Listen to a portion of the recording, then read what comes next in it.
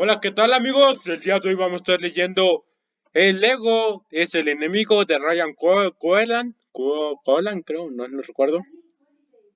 Ryan Holiday. Bueno, vamos a empezar y entonces nos quedamos en convertirse en estudiante.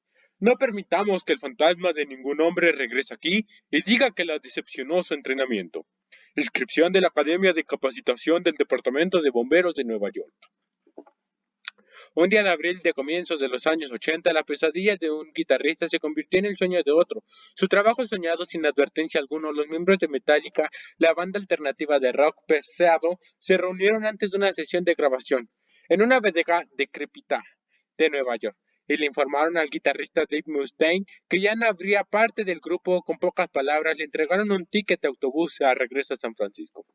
Ese mismo día, un guitarrista joven promedio, Kirk Hammett, en sus primeros 20 miembros de una banda llamada Exodus, recibió una oferta para ese mismo trabajo.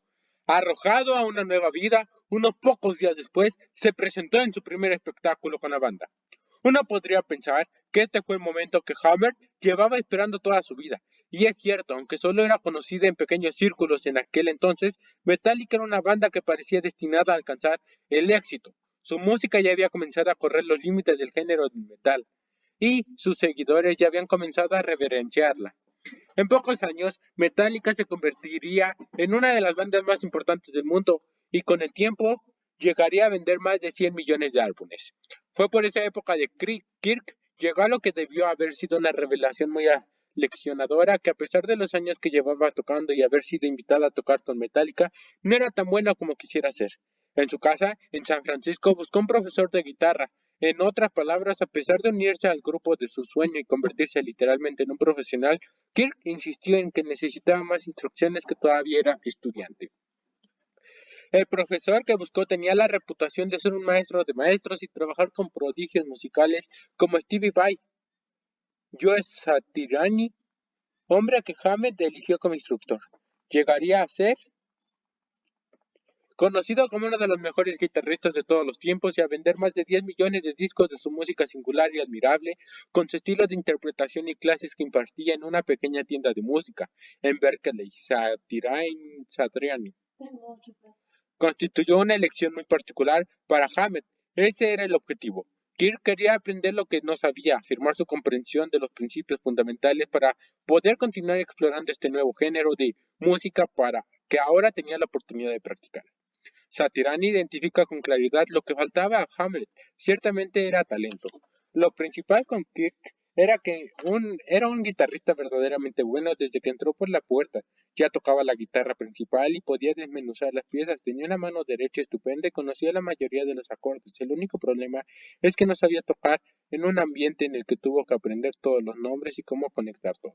Esto no significa que sus sesiones fueran una especie de grupo de estudio divertido. De hecho, Satirani explica que lo que distinguía a Hammett de los divertidos de hecho, Satriani explica que los distinguía de Hammett de los otros era su disposición a soportar la clase de instrucción de que los demás no estaban dispuestos a recibir. Era buen estudiante, muchos de sus amigos y contemporáneos tenían la tendencia a salir corriendo y a quejarse, pues pensaban que yo era demasiado severo como profesor. El sistema de Satirani era sencillo, habría lecciones semanales que el estudiante debía aprender y si no lo hacía significaba que estaba haciéndole perder el tiempo de poder al mundo y no debía molestarse en volver.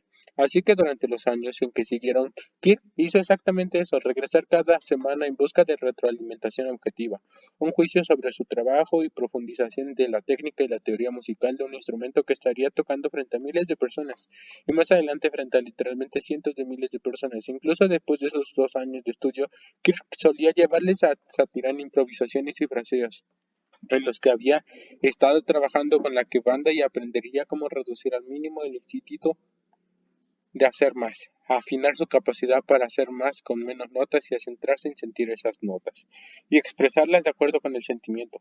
Con cada sesión mejoraba como intérprete y como artista. El poder de convertirse en un estudiante no se limita a tener un periodo extendido de instrucción, también pone el ego y la ambición en las manos de alguien más. Se le impone el ego a una especie de techo. Uno sabe que no es mejor que el maestro, de cuál es aprendiz, que no está ni siquiera cerca. Uno no respeta al maestro y asume su posición inferior. No es posible engañar o fingir Ante el maestro, la educación es algo que se puede improvisar, no hay atajos aparte de trabajar cada día y si uno no lo hace, el maestro lo echa. No nos gusta pensar que hay alguien mejor que nosotros o que tenemos mucho que aprender. Queremos estar al otro lado, queremos estar listos, siempre estamos ocupados y recargados de trabajo. Por esta razón, evaluar nuestros talentos con criterio que muestran una tendencia más bien negativa es una de las cosas más difíciles en la vida, pero casi siempre es un componente del dominio de un oficio. Pretender que sabemos es nuestro vicio más peligroso porque nos impide mejorar. El antídoto para esto es hacer una evaluación juiciosa de nuestras capacidades. El resultado, independientemente de cuáles sean los gustos musicales que usted tenga, fue que Hamlet se convirtió en uno de los grandes guitarristas de rock del mundo e hizo que el metal pasara de ser un movimiento clandestino a ser un género musical establecido. Adicionalmente, gracias a estas lecciones, Satriani mismo afinó su técnica y también se convirtió en un mejor guitarrista. Tanto el estudiante como el maestro llenaron luego estadios y recompusieron el paisaje de la música mundial. Frank Shamrock, pionero de las artes marciales mixtas y ganador de varios títulos, tiene un sistema en el cual entrena a los luchadores, el cual llama más o menos igual. Para llegar a ser grande, dice, cada luchador necesita tener a alguien mejor de quien pueda aprender, a alguien inferior a quien le pueda enseñar y a alguien igual con quien se pueda medir. El propósito de la fórmula de Shamrock es sencillo, tener una retroalimentación continua y verdadera de lo que cada uno sabe y de lo que no sabe. Desde todos los ángulos, este sistema elimina el ego que nos hace envanecer, el miedo de que nos hace dudar de nosotros mismos y la pereza que puede tentarnos a dejar de esforzarnos. Tal como escribe Shamrock, las falsas ideas sobre nosotros mismos nos pueden destruir. Para mí, lo mejor es ser siempre estudiante. Este es el propósito de las artes marciales y hay que utilizar esa humildad como herramienta. Uno se pone por debajo de alguien en quien confía. Esto empieza por aceptar que hay gente que sabe más que nosotros, que podemos beneficiarnos de este conocimiento y que debemos buscar a esas personas activamente. Lo siguiente es echar bajo las ilusiones que tenemos sobre todo nosotros mismos. Pero la necesidad de mantener la mentalidad del estudiante no se limita al campo de la lucha o la música. Un científico debe conocer los principios esenciales de su ciencia y los descubrimientos que están teniendo lugar en la periferia de un filósofo debe tener un conocimiento profundo y también ser un consciente de lo que se sabe. Como afirmó Sócrates, un escritor debe ser muy versado en el canon literario, pero también leer y dejarse sorprender por sus contemporáneos. Un historiador debe conocer la historia antigua y moderna, así como sus particularidades. Los atletas profesionales tienen equipos de entrenadores, incluso los políticos poderosos tienen asesores y mentores. Porque para valorarse grandes y mantenerse así, todos ellos deben saber lo que hubo antes, lo que está sucediendo ahora y lo que vendrá después. Deben entender los elementos fundamentales de sus dominios y los que los rodean. Sin anquilosarse ni estancarse, siempre deben estar aprendiendo. Todos debemos convertirnos en nuestros propios maestros, tutores y críticos. Piense en lo que Hamlet podría haber hecho, en lo que habríamos hecho nosotros en su posición si nos convirtiéramos de repente en estrellas de nuestro campo de trabajo. La tentación es pensar, lo logré, ya llega a la meta, echaron a la otra guitarrista porque no es tan bueno como yo.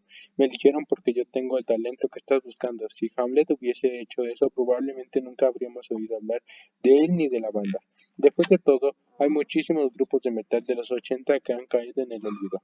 Un verdadero estudiante es como una esponja. Absorbe lo que sucede a su alrededor, lo filtra, retiene lo que le interesa. Un estudiante es autocrítico y se motiva asimismo, siempre trata de mejorar su comprensión para poder pasar al siguiente tópico. El siguiente reto, un estudiante de verdad también es su propio profesor y su propio crítico. Ahí no hay espacio para el ego. Tomemos otra vez el ejemplo de la lucha, donde este es particularmente crucial, porque los oponentes siempre están buscando poner la fuerza a la debilidad. Si un luchador no es capaz de aprender y practicar todos los días, sino está todo el tiempo buscando áreas en las que pueda mejorarse, examinando sus fallas y encontrando nuevas técnicas, mientras observa a sus compañeros y oponentes, terminará destruido. Y esto no es tan distintivo para el resto de nosotros. ¿Acaso no vivimos luchando a favor o no en contra de algo? ¿Acaso usted cree que es el único que espera lograr un objetivo? No es posible que crea que es el único que está buscando este preciso anillo. La gente tiende a sorprenderse cuando se entera de lo humilde que parecen haber sido las grandes personalidades de la historia. ¿Cómo es posible que no fueran agresivas, que no se sintiera con todo el derecho a hacer cosas, que no tuvieran conciencia de su propia grandeza y su destino? La realidad es que aunque eran personas seguras de sí mismas, el hecho de ser eternos estudiantes hizo que estos hombres y mujeres conserven su humildad. Es imposible aprender lo que uno piensa que uno ya sabe, dijo Epicteto. No es posible aprender si creemos que ya sabemos. Nos encontraremos la respuesta si somos demasiado vanidosos y autosuficientes para hacer la pregunta necesaria.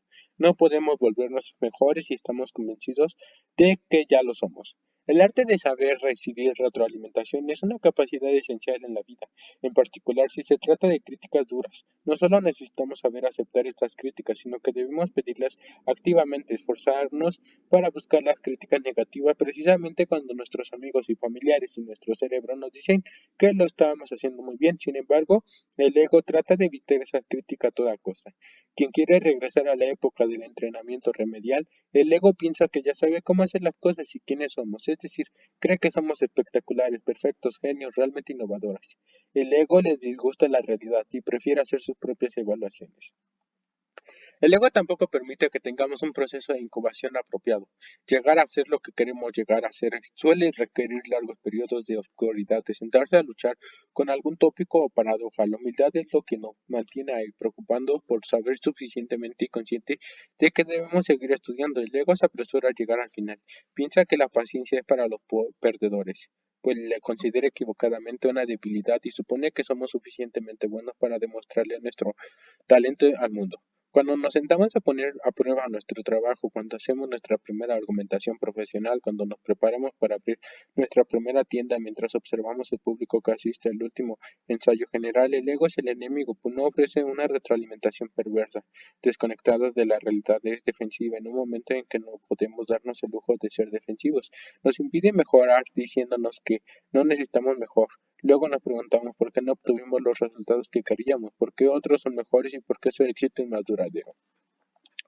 Hoy en día los libros son más baratos que nunca. Hay cursos gratuitos, el acceso a los maestros ya no es una barrera, la tecnología ha derivado ese obstáculo. No hay excusa para no educarse y como la información que tenemos a nuestra disposición es tan amplia, tampoco hay excusa para no terminar el proceso. Los maestros que tenemos en la vida no solo son aquellos a los que les pagamos como Hamed le pagaba a Satirani. Tampoco tienen que hacerte parte de una dojo de entrenamiento como en el caso de Shamrock.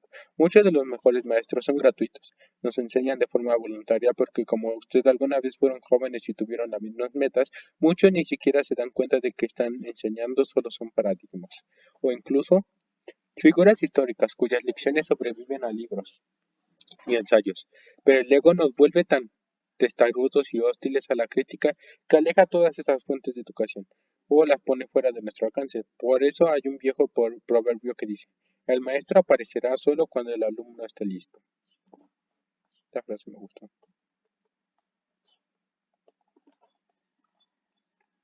No ser apasionado. Parece que a ti te falta aquel vida vis anime que estimula y excita a muchos jóvenes a agradar, a sobresalir y a distinguirse sin el deseo y el ahínco necesario para ser hombre notable. No esperes serlo nunca. Lord Chesterfield. Pasión. Todo tiene que ver con la pasión. Encuentra tu pasión. Vive de forma apasionada. Inspira al mundo con tu pasión.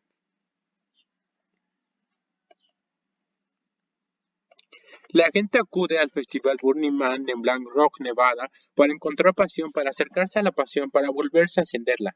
Lo mismo ocurre con las charlas TED, el gigantesco evento bautizado SXSW y miles de eventos, retiros y cumbres, todos impulsados por lo que según ellos representa la fuerza más importante de la vida.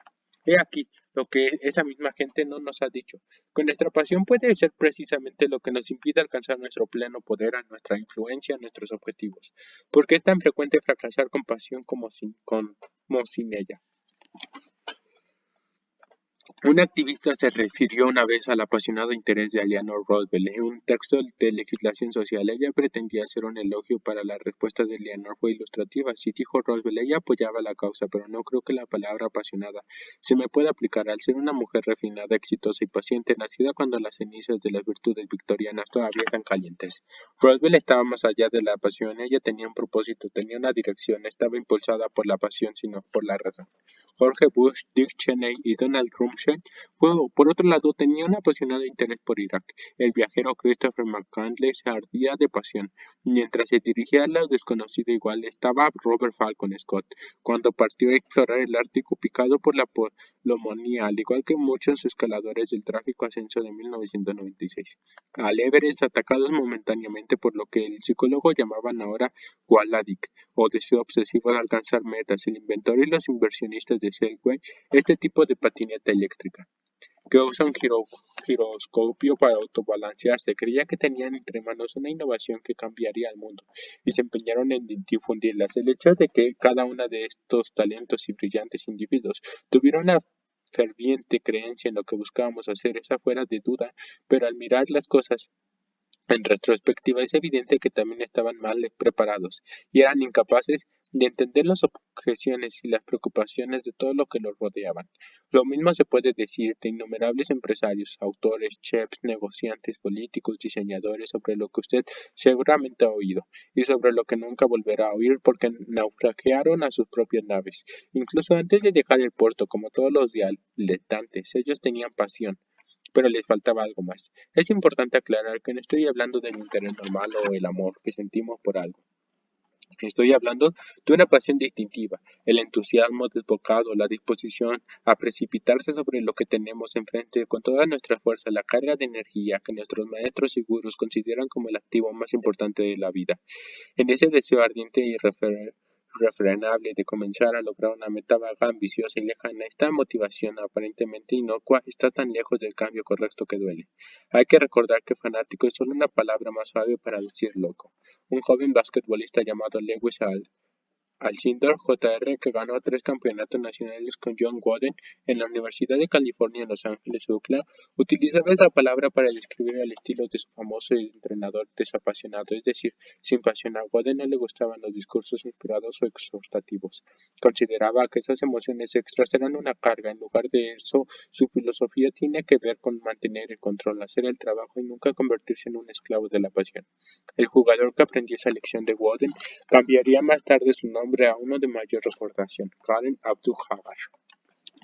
Nadie describiría a Eleanor Roosevelt o a John Wooden o a su famoso y discreto jugador Kareem como gente apática. Ellos tampoco dirían que era gente frenética o fanática. En el caso de Roosevelt, que se convirtió en una de las activistas más poderosas e influyentes de la historia y ciertamente en la primera dama más importante de los Estados Unidos, hay que decirse que se hizo conocer principalmente por su elegancia, su aplomo y sus sentidos de la dirección.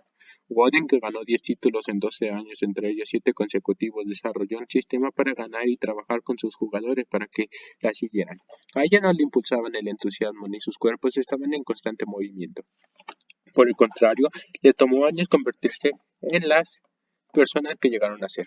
Fue un proceso de acumulación. En nuestras vidas encontraremos problemas complejos, con frecuencia en situaciones que nunca antes hemos enfrentado. Las oportunidades no suelen ser pozos vírgenes y profundos, en lo que sumergirse sea un acto que requiera una buena dosis de coraje y osadía. Por el contrario, son pozos oscuros llenos de polvo y bloqueados por distintas formas de resistencia. Lo que en realidad se necesita en estas circunstancias es claridad, intención y determinación metodológica.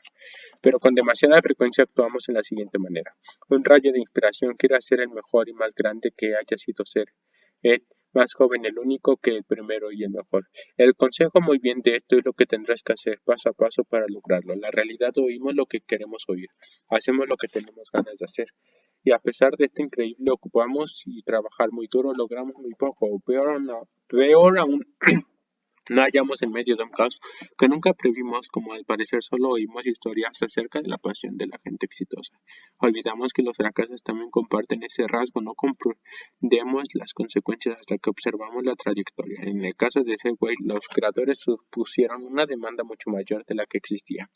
En el caso de la guerra de Irak, sus proponentes hicieron caso omiso de las objeciones y la crítica negativa, porque éstas se oponían a lo que ellos necesitaban creer. El trágico final de Macbeth fue el resultado de la ingenuidad juvenil y de la falta de preparación. En el caso de Robert Falcon Scott, el problema fue el exceso de confianza y entusiasmo, sin consideración de los peligros reales. Estoy seguro de que Napoleón hervía de pasión mientras planeaba la invasión a Rusia, y solo se liberó de esa pasión cuando cojeaba de regreso a casa, con una fracción de los hombres con lo que había partido llena de confianza en sí mismo. En muchos otros ejemplos vemos los mismos errores, un exceso de inversión o poca inversión, actuar antes de que alguien esté mediante listo, apresurarse a hacer cosas que requieren delicadeza, no tanta malicia como la embriaguez de la pasión. La pasión por lo general oculta una debilidad, la ansiedad, impetuosidad y frenesí son malos sustitutos de la disciplina, el dominio, la fuerza, el propósito y la perseverancia. Es necesario ser capaz de ver esto en los demás y en uno mismo, porque aunque los orígenes de la pasión pueden ser sinceros y buenos, sus efectos son primeros cómicos y luego monstruosos. La pasión es un rasgo que se observa en aquellos que no pueden contar con grandes detalles. ¿Cuál es el tipo de personas que quieren convertirse y cómo será el éxito que van a alcanzar? Son capaces de contarnos, incluso cuando pretenden lograr el éxito, de escribirnos las preocupaciones legítimas y sinceras que tienen sobre los peligros de estos logros. Pueden contarnos todo lo que van a hacer, o lo que incluso ya han iniciado, pero no nos pueden mostrar su progreso porque rara vez tienen éxito. ¿Cómo puede alguien trabajar juiciosamente en algo sin lograr nada? Bueno, esa es la paradoja de la pasión. Si la definición de la locura es tratar lo mismo una y otra vez y esperar resultados distintos, entonces la pasión es una forma de retardo mental, pues deliberadamente trata de opacar nuestras funciones cognitivas críticas. Con frecuencia el desastre es abrumador. Cuando lo vemos en retrospectiva, los mejores años de nuestra vida agotados como un par de ruedas contra el asfalto, los perros, Dios los bendiga, son apasionados como los pueden atestiguar.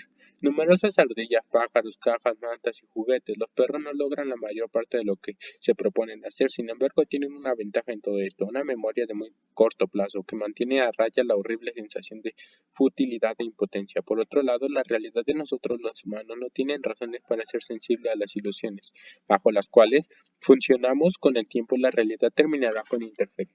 Las personas necesitamos propósito y realismo para ascender.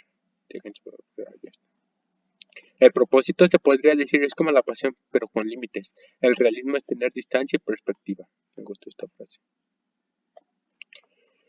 Cuando somos jóvenes o cuando nuestra causa es joven, sentimos con tanta... Ay, esta pinche computadora ya no se le acaba la batería.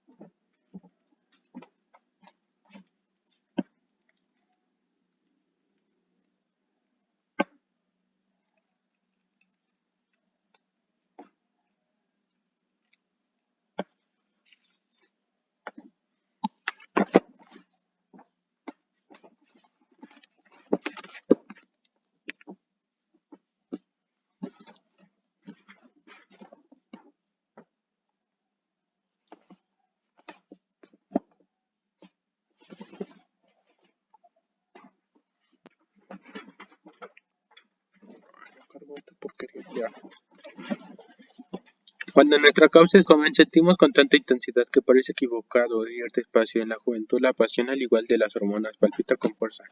Parece errado ir despacio, de ahí la impaciencia, la incapacidad de ver que agotarnos, o ir más allá del límite. Ciertamente nos va a ayudar a viajar más rápido. La pasión siempre tiene un objeto externo. Soy un apasionado de... El propósito, en cambio, busca llegar a algo y es algo que tengo que hacer. Me pusieron aquí para lograr. Estoy dispuesto a soportar algo para lograr esto. De hecho, el propósito quita el énfasis del yo. El propósito es buscar algo que está por fuera de nosotros y es lo que opuesto a complacer nuestros deseos. Más que propósito, también necesitamos realismo, donde empezamos, qué hacemos primero, qué hacemos ahora, cómo estar seguros de que lo que estamos haciendo nos está haciendo progresar, con qué nos estamos comparando. Las grandes pasiones son enfermedades sin esperanza, dijo una vez Goethe. Esta es la razón por la cual una persona decidida y llena de propósitos opera en un nivel diferente, más allá de las influencias o la enfermedad. Estas personas contratan profesionales y lo usan, hacen preguntas que pueden salir mal, piden ejemplos, planean las contingencias, luego se lanzan a la carrera. Por lo general empiezan dando pequeños pasos y después de completarlos buscan retroalimentación para entender cómo pueden mejorar la siguiente etapa. Empiezan a ganar siempre y van mejorando a medida que avanzan, usando con frecuencia esos triunfos para crecer exponencialmente y no aritméticamente. Una aproximación repetitiva es menos excitante que la manifestación, las epifanías, volar al otro lado del país para sorprender a alguien o enviar en medio de la noche correos de 4000 palabras con monólogos interiores. Claro que sí, es acaso menos glamoroso y arriesgado que jugársela toda y llegar al tope de las tarjetas de crédito porque creen usted mismo. Desde luego lo mismo se puede decir de las hojas de cálculo, las reuniones, los viajes, las llamadas telefónicas, los programas, las herramientas, los sistemas internos. Y cada artículo aplicativo que se haya escrito sobre esto y las rutinas de la gente famosa. La pasión es poner la forma por encima de la función. El propósito es pensar en la función en la función. El importante trabajo que usted quiere hacer solo requiere su determinación y consideración, no la pasión, no la ingenuidad.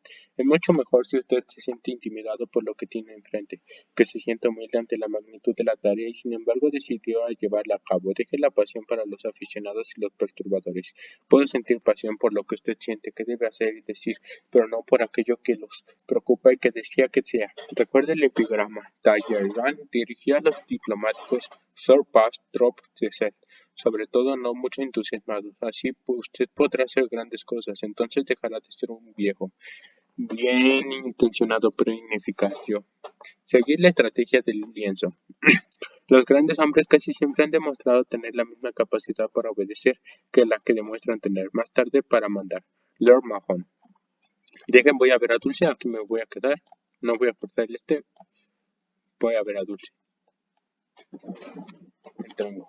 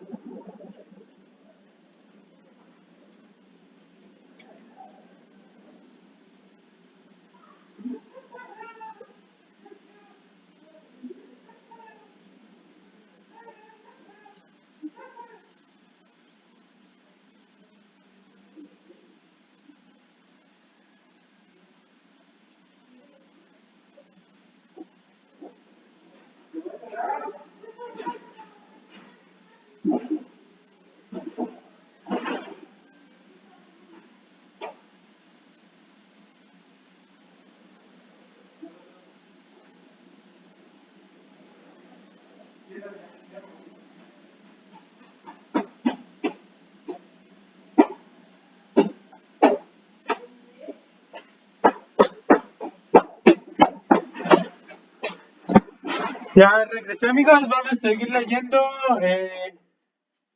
El ego es el enemigo de Ryan Holiday. Holiday. Holiday. En el sistema romano de las artes y las ciencias existía una figura para los cual nosotros solo tenemos una analogía parcial. Los negociantes exitosos, los políticos o los vividores ricos subsidiaban una cantidad de escritores, pensadores, artistas e intérpretes. Más que recibir un pago para producir obras de arte, estos artistas realizan una serie de tareas a cambio de protección, comida y regalos. Una de las funciones era del anteámbulo, que significa literalmente despejador del camino. Un anteámbulo iba delante de su patrón por toda Roma, abriéndole camino, llevando mensajes y por lo general haciendo que su vida fuera más fácil. El famoso epigramista Marcial realizó esta tarea durante muchos años y trabajó por un tiempo para Mela, un rico negociante hermano de filósofo estoico y asesor político. Seneca, nacido en una familia de modestos recursos. Marcial también era trabajado por otro hombre de negocios llamado Petilius. Siendo un joven escritor, pasaba la mayor parte del día yendo de la casa de un rico a la del otro, ofreciendo sus servicios, presentando sus respetos y recibiendo pequeños pagos y favores a cambio de su labor. El problema es que, al igual que nos sucede a nosotros, cada vez que tenemos que hacer una pasantía o empezamos a trabajar en un lugar desde la base, o más tarde cuando le tenemos que lidiar con nuestros editores, jefes o clientes, Marcial destacaba cada minuto de su trabajo.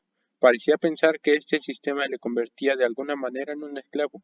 Él aspiraba a vivir como un terrateniente, como de señores a los que servía, y quería dinero y una hacienda propia. Creía que ahí finalmente podría producir sus obras en paz y con tal independencia.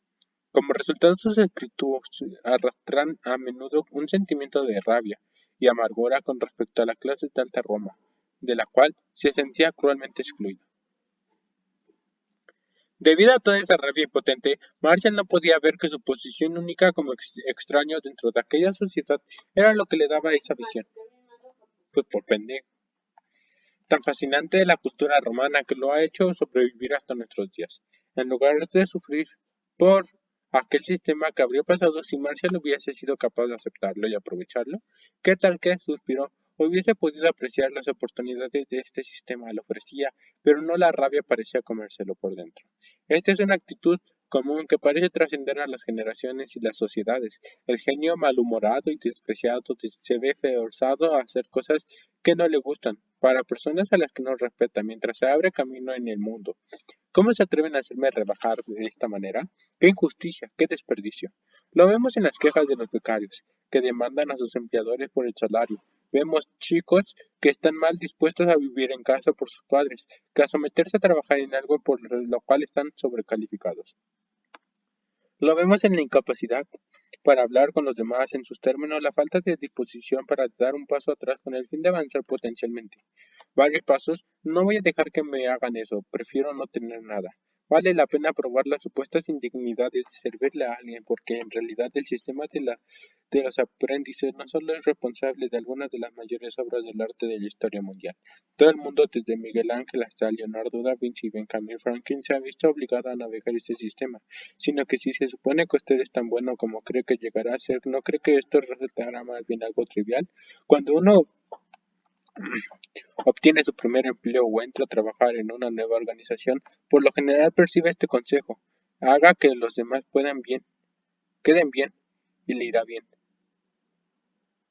Mantenga la cabeza gacha, dice, y entienda a su jefe.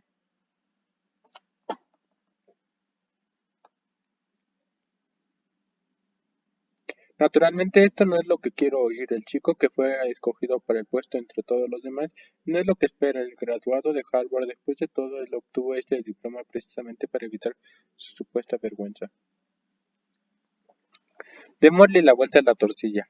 Para que la cosa no parezca tan denigrante, no se trata de adular a los demás, no se trata de hacer que los demás queden bien, se trata de ofrecer el apoyo necesario para que los demás puedan estar bien. La mejor manera de expresar este consejo es en esta busca lienzos para que los demás puedan pintar en ellos. Sea un anteámbulo. Déjele el camino a la gente que está por encima de usted y con el tiempo ábrase su propio camino. Cuando estamos comenzando cualquier empresa, podemos estar seguros de algunas realidades fundamentales. Uno de es tan bueno ni tan importante. ¿Cómo crees que es? Es necesario ajustar nuestra actitud y la mayoría de las cosas creemos saber que lo aprendimos en los libros o en la escuela. Están desactualizadas o equivocadas. Hay una forma fabulosa de sacar todo esto de nuestro sistema, acoplarnos a personas y organizaciones que ya son exitosas y fundir nuestra identidad con la de ellos y avanzar simultáneamente con toda la organización. Ciertamente es más glamoroso buscar nuestra propia gloria, aunque no sea tan eficaz. Las reverencias son el camino hacia adelante. Ese es el otro efecto de esa actitud. Absorbe el ego en un momento crítico de su carrera profesional y le permite asimilar todo lo que pueda sin las obstrucciones que bloqueaban la visión de los demás y el progreso. Nadie está proclamando el servilismo, en lugar de eso se trata de ver que le sale dentro y buscar oportunidades para alguien distinto de usted misma. Recuerde que el anteámbulo despeja el camino, encuentra la dirección que alguien ya buscó seguir y lo ayuda a empacar, liberándolo para que se pueda concentrar en sus fortalezas. De hecho, hace mejor las cosas en lugar de pensar que usted mejor. ¿Qué es usted el mejor? Mucha gente sabe de las famosas cartas de seudónimo que escribió Benjamin Franklin y que firmó con nombres como Silence Dogot, que joven prodigio piensa la gente, pero pasan por alto la parte más impresionante. Franklin escribió esas cartas y las envió para publicación deslizándolas bajo las puertas del impresor sin recibir ningún crédito por ellas durante muchos años. De hecho, fue su hermano, el dueño del periódico, quien sacó provecho de su inmensa popularidad y frecuentemente publicó las cartas en la primera página. Sin embargo, Franklin estaba haciendo una apuesta a largo plazo, estaba aprendiendo a conocer el funcionamiento de la opinión pública, generando conciencia sobre las cosas en las que creía, afinando su estilo, su tono y su ingenio. Esta fue una estrategia que él usó muchas veces en su carrera. Una vez incluso publicó un texto en un periódico de la competencia con el fin de socavar la influencia de un tercer competidor, porque veía el beneficio constante que producía tratar de hacer que los demás quedaran bien y dejar recibir el crédito por sus ideales. Bill Belichick, el entrenador principal del equipo 4 veces ganador del Super Bowl, los New England Patriots, hizo una carrera hasta las principales posiciones de la NFL, especializándose en hacer la parte del trabajo que los entrenadores solían odiar en esa época, analizar las películas, su primer trabajo en un equipo de fútbol profesional. Los Baltimore Colts fue algo que se ofreció a hacer sin paga y sus opiniones y análisis, los cuales proporcionaron estrategias claves para el juego, fueron atribuidos exclusivamente a otros entrenadores más veteranos. Belichick tuvo éxito en lo que se consideraba un trabajo poco calificado, pidió hacerlo y se esforzó por volverse el mejor, precisamente en algo que los otros consideraban demasiado simple para ellos. Él era una esponja. La absorbía todo, escuchaba todo, dijo un entrenador. Tú le dabas una tarea y desapareció en un salón y no volvías a verla hasta que estaba terminada. Y luego quería hacer más, decía otro. ¿Cómo puede adivinar? Belichick comenzó a recibir un salario muy rápidamente. Ante eso, siendo un joven jugador de secundaria, sabía tanto sobre ese deporte que hacía como una especie de entrenador asistente. Aún mientras estaba jugando, su padre, quien era entrenador de fútbol para la Marina, le enseñó una lección fundamental en la política del fútbol. Si quería hacer algún comentario crítico a su entrenador o cuestionar una decisión, debía hacerlo en privado y de manera discreta, para no ofender a su superior. Así aprendió a ser una estrella cada vez más brillante sin amenazar o indisponer a nadie. En otras palabras, aprendió a dominar la estrategia del lienzo. Ay, se llama estrategia del lienzo. Es fácil ver cómo el hecho de sentirse con derechos y de cierto sentido superior, las trampas del ego habrían podido impedir los logros de estos individuos. Franklin nunca habría sido publicado si le hubiese dado más importancia al crédito que le gustó para expresarse creativamente. El hecho, cuando su hermano descubrió la verdad, literalmente le dio una golpiza movido por los celos y la rabia.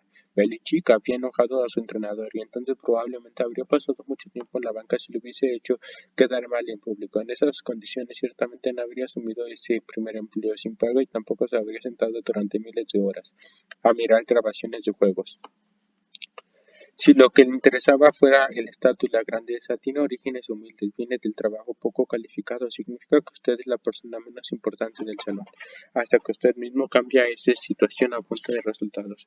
Hay un viejo dicho, Habla poco o haz mucho. Lo que realmente tenemos que hacer es actualizar y aplicar una versión de eso a nuestro primer enfoque. Sé menos, haz más. Imagina si pudiera ayudar de alguna manera a cada persona que se cruza de hacer algo por ella y que usted pensara en eso de forma que lo que hiciera le beneficiara totalmente a ella, no a usted. El efecto acumulativo que esto tendría con el tiempo sería profundo. Aprendería mucho sobre cómo resolver distintos problemas. Usted desarrollaría una reputación de ser indispensable, tendría innumerables relaciones nuevas y un inmenso banco de favores a los cuales recurrir a lo largo del camino. Es el propósito de la estrategia de Lynch, ayudarse a usted mismo mientras ayuda a los demás, hacer un esfuerzo consciente por olvidarse de gratificación a corto plazo, pensando en una gratificación a largo plazo mientras que todos los demás quieren recibir el crédito y ser respetados. Usted se puede olvidar del crédito. Puede olvidarse tanto que usted realmente se alegrará cuando los demás obtengan reconocimiento en lugar de ser usted quien lo obtiene. Después de todo, ese era el objetivo, dejar que los demás reciban el crédito por el crédito, mientras que usted aplaza su gratificación y se interesa por lo fundamental. La parte de la estrategia es la más difícil. Es fácil ser quisquilloso como Marcial, odiar hasta la idea misma de servirle a alguien, despreciar a quienes tienen más medios, más experiencia y más estatus que usted. Decirse que cada segundo que pasa sin hacer su trabajo o trabajar en sus propios intereses es un desperdicio de su talento. Insistir en que usted no va a permitir que lo rebajen de esa manera. Después de lo que logramos combatir ese impulso emocional egoísta, la estrategia del lienzo se vuelve fácil. Las variaciones son infinitas. Tal vez tenga una serie de ideas que pueden entregarle a su jefe.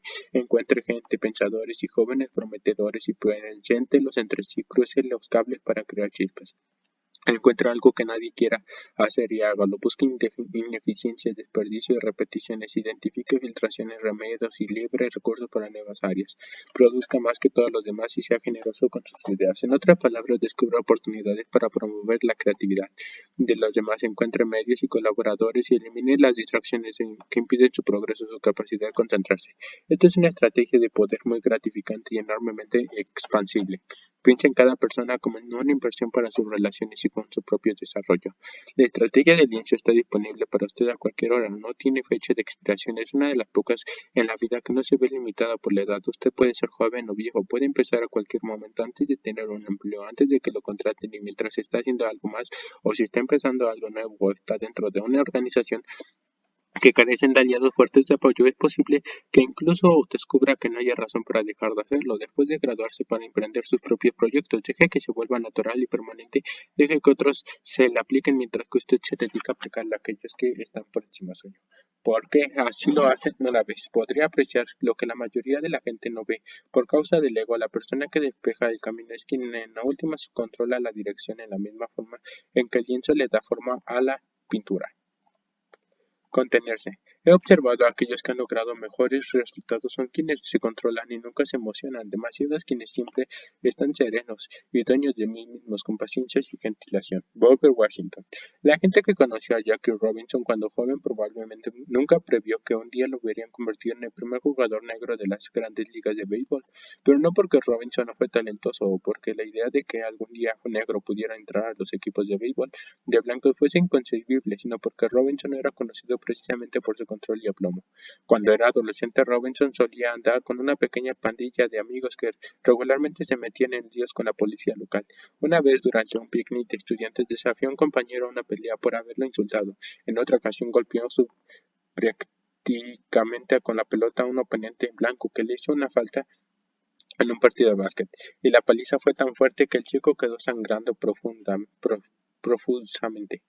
También fue arrestado en más de una oportunidad por discutir y desafiar a la policía, pues él sentía que lo trataban injustamente. Antes de entrar a Oakland, pasó una noche en prisión y fue amenazado con arma por un oficial de la policía, por irse casi a los puños con un blanco que insultó a sus amigos, y aparte de los rumores que circulaban sobre su participación en el inicio de muchas protestas contra el racismo, lo cierto es que Jackie Robinson terminó su carrera como oficial del ejército de Camp Hood en 1944, cuando el conductor de un bus trató de obligarse a sentarse en la parte de atrás, a pesar de las leyes que ya prohibían la segregación en los buses, al discutir e insultar al conductor y luego desafiar a su oficial de mando después de la gresca, Jackie desató una serie de eventos que lo llevaron a una carta marcial. A pesar de haber sido absuelto, fue dado de baja del ejército poco después. El comportamiento de Robinson no solo es comprensible y humano, probablemente era lo correcto, porque alguien debería permitir que lo traten de esa manera. Nadie debería soportar algo así. Sin embargo, algunas veces hay gente que lo hace. ¿No hay acaso objetivos tan importantes que estamos dispuestos a soportar cualquier cosa para lograrlos? Cuando Brian Trickey, el gerente y propietario de los Brooklyn Dodgers, buscó a Jackie para que se convirtiera en el primer jugador negro de béisbol profesional, le hizo una pregunta: ¿de verdad tienes agallas? Estoy buscando, le dijo Rickey, a un jugador que tenga las agallas de no volver los golpes. De hecho, en su famoso encuentro, Rickey ilustró ahí mismo la clase de insultos que probablemente recibiría Robinson si aceptaba el resto: que el recepcionista de un hotel se negara a darle una habitación, que un mesero lo vendiera en un restaurante, que un oponente le insultara. Robinson le aseguró a Rickey que estaba dispuesto a manejar ese tipo de cosas.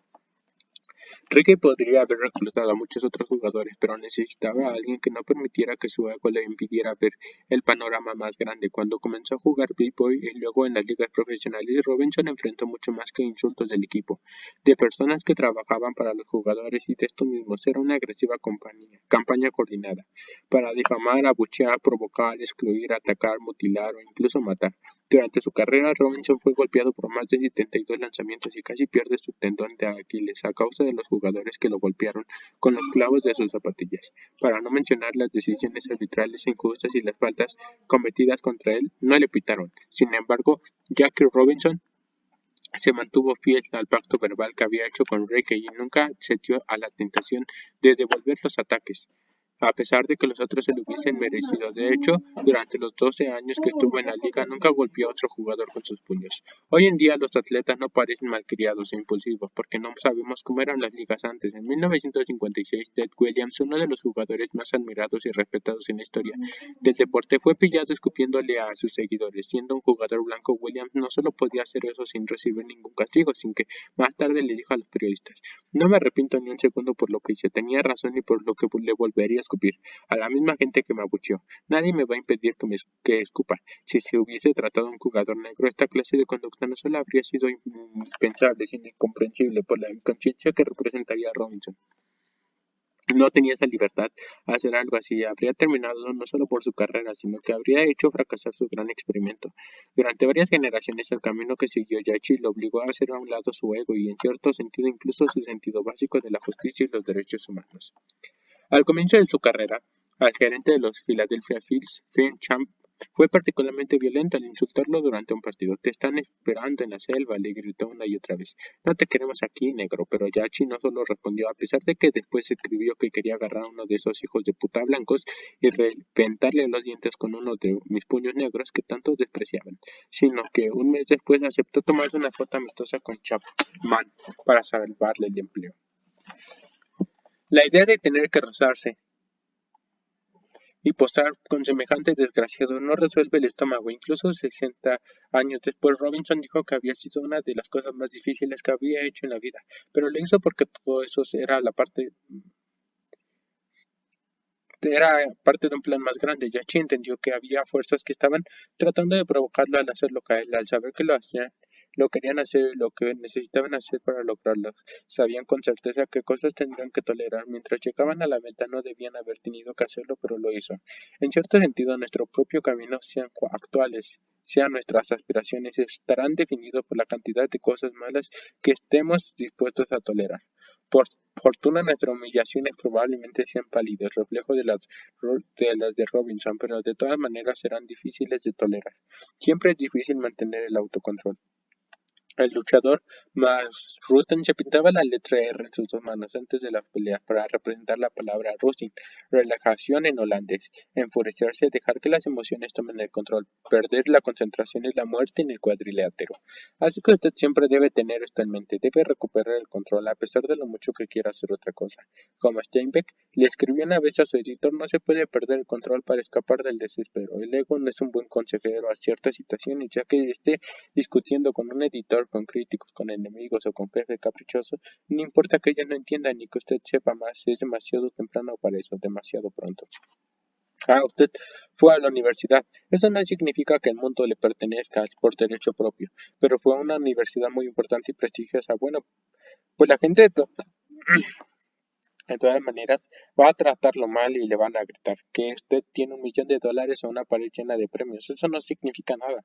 En el nuevo campo que está tratando de conquistar, no importa lo talentoso que sea, las conexiones que tenga, cuánto dinero haya ganado, cuánto usted quiera hacer algo grande, importante y significativo, será sometido en un tratamiento que va de la indiferencia al sabotaje directo. Pues estar seguro de eso, en este escenario, el ego es el opuesto absoluto de lo que necesitamos. ¿Quién se puede dar el lujo de dejarse arrastrar por los impulsos? ¿O creer que es el redentor de la humanidad? ¿O alguien demasiado importante para soportar cualquier cosa que no le gusta? Aquellos que no han sometido al ego entienden que el hecho de que los demás nos traten mal no nos degrada a nosotros sino a ellos. El camino que tenemos delante es claro. Tendremos que hacer un gran esfuerzo. Desaires, desprecio, insultos, concesiones unilaterales. Recibirá gritos. Tendrá que trabajar tras bambalias para salvar lo que debido ser más fácil. Eso lo pondrá furioso. Le producirán ganas de devolver a los ataques. Voy. Lo hará querer decir yo soy mejor que esto, me merezco más. Tal vez sea cierto, pero tan pronto como decida devolver ese golpe, usted habrá perdido. Usted querrá tirarle las cosas a la cara a los demás, pero aún querrá quitarle los créditos a esas personas que no se merecen el respeto, el reconocimiento ni las recompensas que están obteniendo. De hecho, muchas de esas personas obtendrán a veces las recompensas que usted debería haber obtenido. Cuando alguien no nos trata con la seriedad que quisiéramos, el primer impulso es corregir esa situación. En el fondo todos queremos decir siempre, ¿acaso usted no sabe quién soy yo? Usted quisiera recordarle lo que se le ha olvidado, su ego, le ruega que sigan sus impulsos. Pero en lugar de eso no debe hacer nada, acepte el plato, mastíquelo hasta que se sienta enfermo, aguante, quítese de encima la frustración y trabaje con más empeño, juegue el juego y haga caso a lo mismo del ruido. Por amor de Dios, no permita que los demás le distraigan. El control es una habilidad difícil pero esencial. Con frecuencia se sentirá tentado e incluso abrumado. Nadie es perfecto y nadie puede hacerlo, pero debe tratar.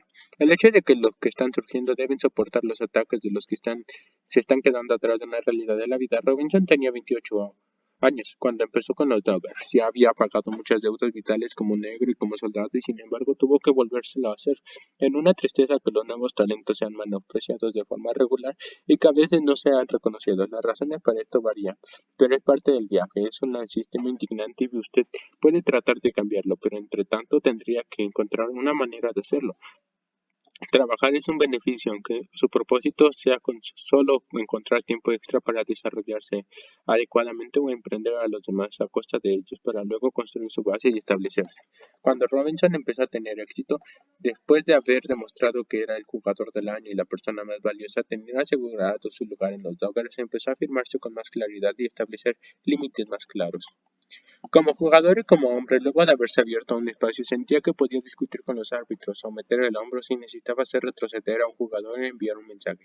Sin embargo, a pesar de la seguridad y la fama que obtuvo, nunca le escupió a sus seguidores, nunca hizo nada que socavara su legado. Se comportaba siempre con clase del amanecer hasta el anochecer, pero no porque le faltara pasión, tenía su temperamento y sufrió muchas frustraciones. Al igual que todos nosotros, sin embargo, él aprendió desde temprano que caminaba por una cuerda floja, que solo aceptaba el control y no perdonaba el ego. En realidad no hay muchos caminos que lo perdonen. A ver, dejen checo y... Aquí.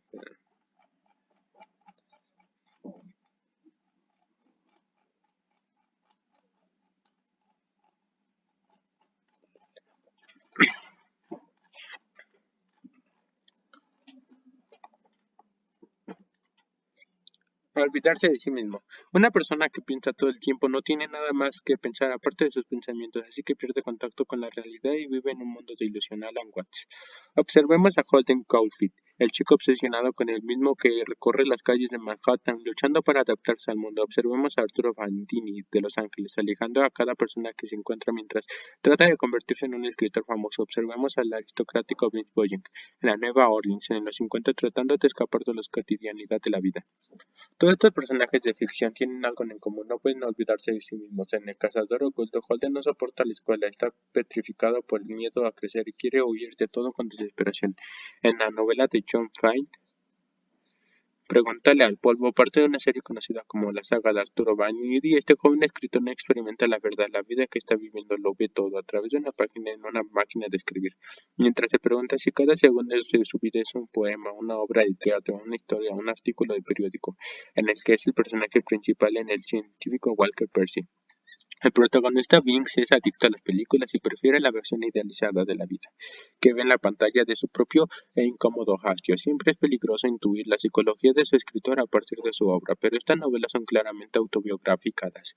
Cuando vemos la vida de los escritores, los hechos son claros. Salinger realmente sufrió una especie de obsesión consigo mismo y una inmadurez que lo llevaron a pensar que el mundo era insoportable y alejarse del contacto humano, lo cual paralizó su genio. John Flynn luchó para reconciliar su enorme ego y su inseguridad con la posición más bien opaca que mantuvo durante la mayor parte de su carrera, y con el tiempo terminó por abandonar sus novelas para cambiarlas por los campos de golf y los bares de Hollywood, solo cuando se acercaban a la muerte. Ciego a causa de una diabetes, fue finalmente capaz de ponerse serio de nuevo. El primer libro de Walter Percy, El cinéfilo, solo llegó después de que el escritor superara una indolencia y una crisis existencial casi adolescenciales, que le duraron hasta bien entrados los 40.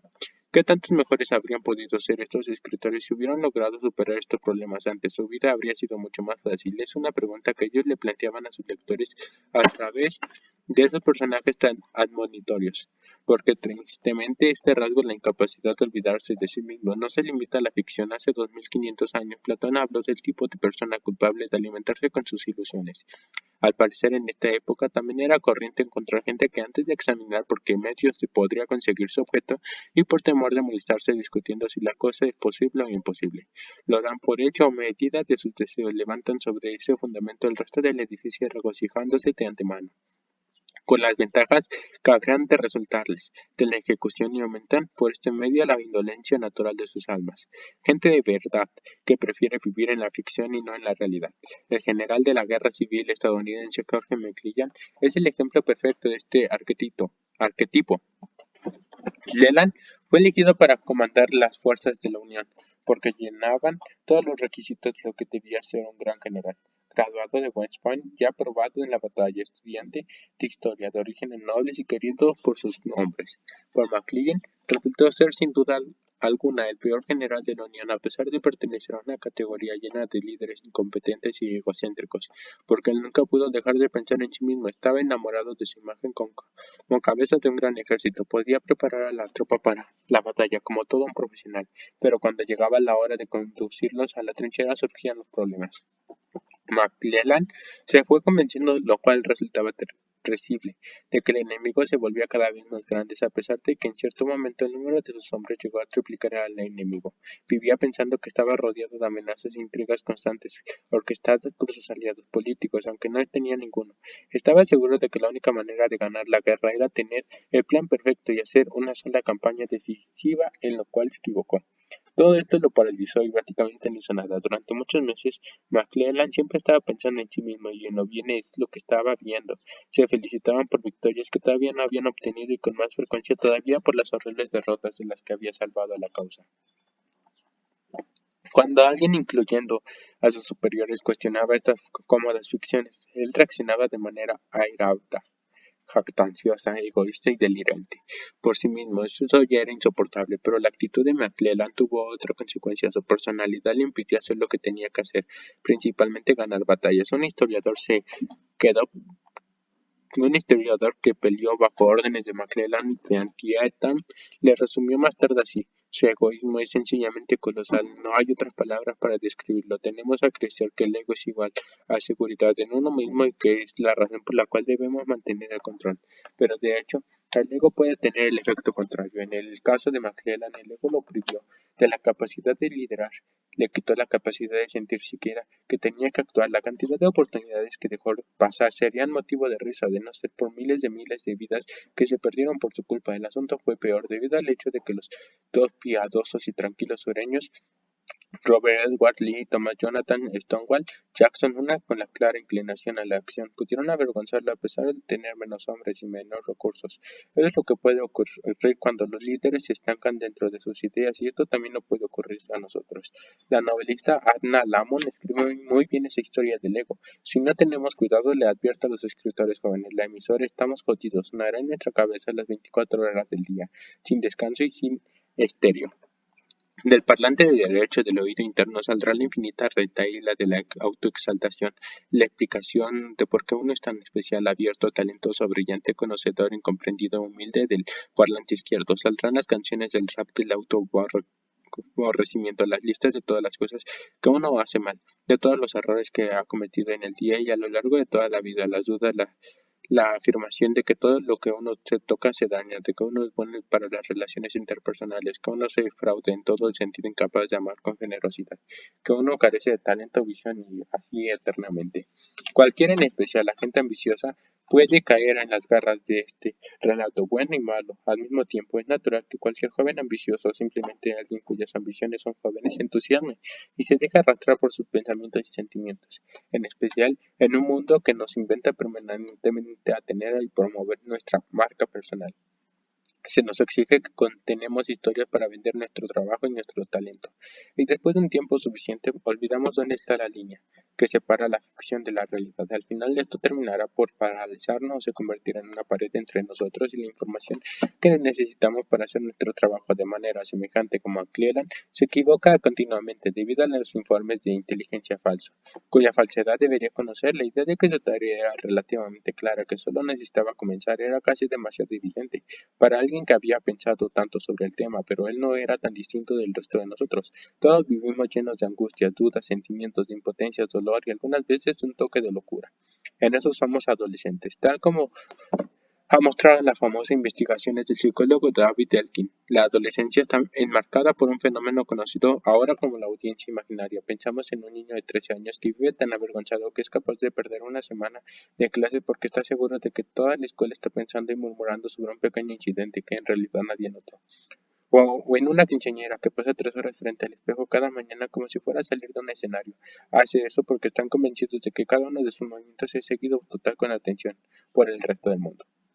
Incluso como adultos somos vulnerables a esta fantasía. Durante un paseo inofensivo por la calle, nos ponemos unos audífonos y de repente tenemos música de fondo, nos subimos al cuello de la chaqueta y pensamos por un segundo en lo bien que seguramente nos vemos. Recreamos en nuestra cabeza el encuentro hacia el cual nos dirigimos. La multitud se abre para dejarnos pasar. Somos como guerreros temerarios en su camino a la cima. Es como ver los créditos preliminares de una secuencia de cinematográfica. Es una escena de novela y se siente bien, mucho mejor que aquellos sentimientos de duda y temor, anormalidad, y por eso nos quedamos encerrados en nuestros pensamientos en lugar de participar en el mundo que nos rodea. Ese es el ego, amigos, hacer que nos sintamos geniales, incluso cuando nos hace ver como payasos. Lo que hace la gente exitosa es dominar esas fantasías. Ellos hacen caso omiso a las tentaciones que le invitan a sentirse importantes, a distorsionar su perspectiva. El general Jorge Marshall, quien era esencialmente lo opuesto a McClellan, aunque ambos tuvieron por corto tiempo la misma posición, con unas pocas generaciones de diferencia, se negó a llevar un diario durante la Segunda Guerra Mundial. A pesar de las solicitudes de los historiadores y amigos, le preocupaba que esto se convirtiera en su tiempo de reflexión en una especie de espectáculo y autoengaño, que terminará revisando las decisiones difíciles que tenía que tomar a la luz de la forma como ésta afectaría su reputación y la impresión que tendría en sus futuros lectores. En resumen, le inquietaba que esto se interfiriera con su manera de pensar debido a la preocupación por la imagen que proyectaría. Todos somos vulnerables a estas obsesiones, ya que se dirijamos a una naciente compañía de tecnología o estemos ascendiendo en la jerarquía de una empresa, grande o no haya enamorado perdidamente. Cuando más creativos seamos, más fácil les será perdurar el hilo que nos guía. Esas fantasías, que en muchos sentidos puede ser un punto a favor, son peligrosas cuando salen de control. Tenemos que dominarlas. De lo contrario, ¿cómo podremos predecir acertadamente el futuro e interpretar los sucesos en medio de tanta excitación? ¿Cómo podremos mantener el entusiasmo y también la conciencia? ¿Cómo podremos apreciar el momento presente? ¿Cómo podremos ser creativos dentro del terreno de la practicidad? Vivir de manera clara y el presente Requiere coraje, no hay que vivir en lo abstracto, no hay que vivir en lo tangible y real, aunque eso sea incómodo y especialmente si lo es. Debemos hacer parte de lo que suceda a nuestro alrededor, gozar con eso, adaptarnos. No hay nadie ahí pendiente de nuestra interpretación, solo hay trabajo por hacer y lecciones que aprender de todo lo que nos rodea. Bueno amigos, hasta aquí lo voy a dejar porque pues ya no se va a subir un video, se tarda media hora y bueno, hasta aquí le dejamos. Adiós.